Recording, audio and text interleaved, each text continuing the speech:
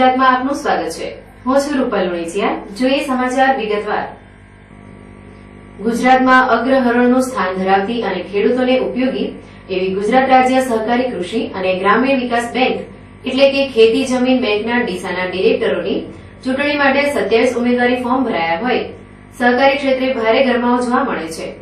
આ ડીસા ગ્રામીણ વિકાસ બેંકની ચૂંટણીમાં કુલ 27 ફોર્મ ભરવામાં આવેલ છે, જેમાં સ્થાનિક અને રાજ્ય લેવલના ઉમેદવારોએ પોતાની ઉમેદવારી નોંધાવી છે।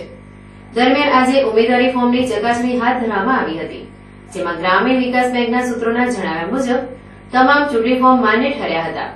જોકે હવે 30મી જાન્યુઆરી અને 2 ફેબ્રુઆરીના ફોર્મ પરત ખેંચાયા બાદ ચૂંટણીમાં ગરમાવો જોવા મળશે। આ બેંક મહત્વની હોય ખેડૂત વર્ગમાં તેમજ રાજકીય ક્ષેત્રે ભારે રાજકીય ગરમાવો જોવા મળે છે।